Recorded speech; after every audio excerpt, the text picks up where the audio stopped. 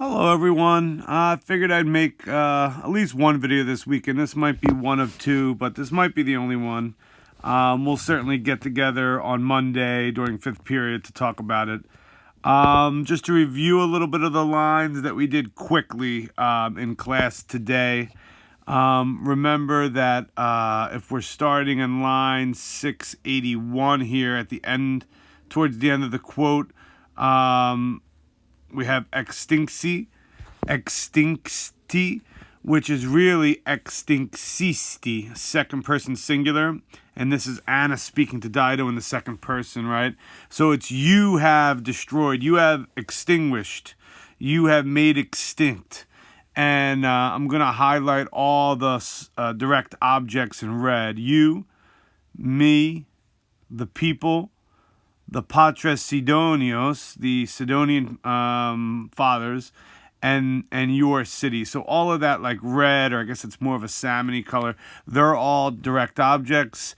And then we know the soror is the vocative. She's directly speaking to her sister Dido. So she says, you have destroyed yourself and me, O sister, the people and the Sidonian fathers and your city.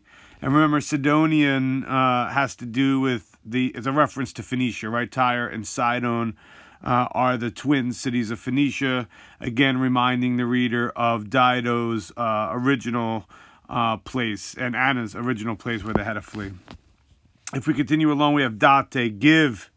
It's plural imperative. Apparently she's speaking to more than one person, maybe those attendants that saw Dido earlier.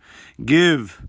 And then we have a subjunctive by itself here, the verb abluam, and then legam is going to be subjunctive by itself in the first person. It's really hortatory. Let me wash, abluam, right? Wash off. Let me wash what? Let me wash the accusative vonera, and let me wash the wounds, the accusative plural direct object wounds, with waters. And lympha, it's obviously not aqua, it's not like normal water, it's like spring water, clear water, clean water. Yeah, I mean, it's a synonym for aqua, but it's a little bit of a fancier water, maybe. I don't know. So give, meaning like give the body to her, I guess. Give Dido's body to Anna. Let me, abluam, first person singular, present, subjunctive, active, right? Let me wash the vonera, the wounds, with water. And remember this weird part here, si quis. If there's a si before an interrogative pronoun or an interrogative adjective, it becomes indefinite. So that's like if any halitus. So this is modifying this. If any any extremus. All that green stuff is modifying the halitus, right?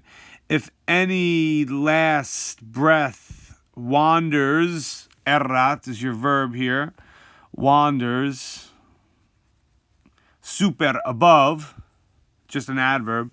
If any last breath wanders above, let me choose, literally means let me choose with mouth. It means let me take it up with my mouth. And again, that weird Roman, if you read the note here, it was a Roman custom to catch with a kiss the last breath of a dying kinsman or friend. Kind of strange, but that's what they're saying there. So the ore is an ablative of means, and the legam is a subjunctive for the same reason as the abluam. It's hortatory, right? Let me. Now this next line poses a little something you have to be mindful of. Is this word here, phos, is not fate. So be very careful about this, and I want to explain this and make sure you understand that this is a participle. It's a perfect active participle of the deponent verb fator. Fator means to speak, like fas and nefas, speakable, unspeakable. It's a very, very ancient, very, very old word, right? So this is feminine, singular, perfect active participle. So thus having spoken. It's almost like the equivalent of locuta, if that makes any sense. Thus having spoken, right? Who just spoke this whole long quote from this quotation mark to this quotation mark. All of this stuff that I'm going to highlight, let's say in this like purple here, all of this is one long quote from Anna. So it's thus having spoken, all that purple stuff. Thus having spoken, Evaserat, she passed over. Evaserat, she had passed over, pardon me. Gradus altos, the high steps, the lofty steps. Apparently maybe of the funeral pyre. So people debate whether this is happening on the coast or whether it's happening like in some sort of hall of the palace.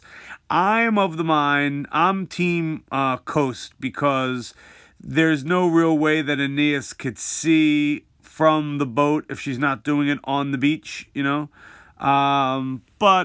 don't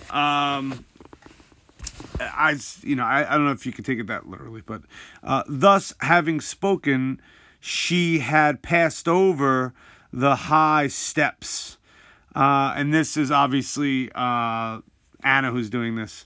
Having spoken, she passed over the accusative high steps. Notice you have here a fourth declension noun and the accusative plural masculine modified by the altos. What steps? The high steps. And amplexa is going to be perfect active participle as well. It's going to be the perfect active participle like fata, having embraced. Now this kind of reminds me a little bit of Laocoon's death, because you have that verb amplexa. You also have sinu, right? I think at one point it said something like the snakes folded them and devoured them with their folds. You also have atros, the color black here. It's black gores, just like it was black sanie. So I think there's kind of a connection here, but that could just be me reading too much into it. In any case, let's just do a couple lines. We'll do down to volnus, and then maybe I'll make another video tomorrow. So we're just going to do down to here. So starting now from Hisik. Thus, having spoken, she had passed over the high steps, and having amplexad, having embraced her sister, having embraced her semi-animem sister, her half-alive sister, her half-dead sister, she fovebatit. Remember that verb foveo was used before, the way that Juno treated Carthage. She nurtured her half-dead sister Sinu with the fold. With Sinu here could mean like her. I think it probably means like her bosom, like she's holding her close to her chest in the embrace. Having embraced her half-dead sister, she she cherished, she held tight, she nourished and nurtured her with her bosom, with her chest. And then the next thing we have here is cum gemitu, with a groan, right? She's groaning, and she was sikabat. She was drying. What was she drying? She was drying the atros cruores, the black gore. Again, look at this pluralization when you don't really need it. She was Sikebat, the subject being Anna, she was drying the black gore, literally the black gores, with her vesta, with her garment, with her clothes. Ablative of means, veste. Ila, that one. Now we're talking about Dido. Ila is that one. That one, konata, perfect active participle. It's very weird to have 3 perfect active participles in a row, right? So you have fata, konata, and amplexa are all perfect active participles, right? Having perfectly actively spoken, having perfectly actively embraced, and now having perfectly actively tried, that one, Ila, her, having perfectly actively tried atodare, to bear up her gravis oculos, her accusative heavy eyes. So remember, this is here is an accusative plural ending, modifying the os. Her heavy eyes, deficit, she fell, or she literally means she didn't make it again. It's de plus faccio. You can say she fainted. She fainted russus again.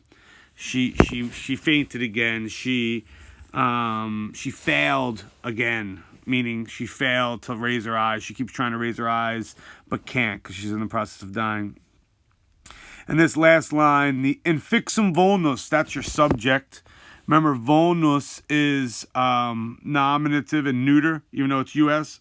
So this infixum is it's a participle, right? Having been pierced, but it's functioning like an adjective, nominative, singular, neuter, modifying the vulnus. The pierced wound, stridit. It's a very interesting verb. Means like to gurgle or to hiss. So the pierced wound hisses. The pierced wound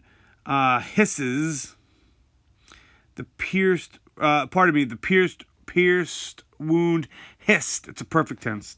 The pierced wound hissed sub pectora, under her chest. So you think about this imagery now, right? The sword was foaming with blood, and now the wound itself is hissing, is making a sound. It's almost onomatopoeic again, right? It's gurgling. That's kind of a brutal way to put it, right? The pierced wound gurgled under her chest.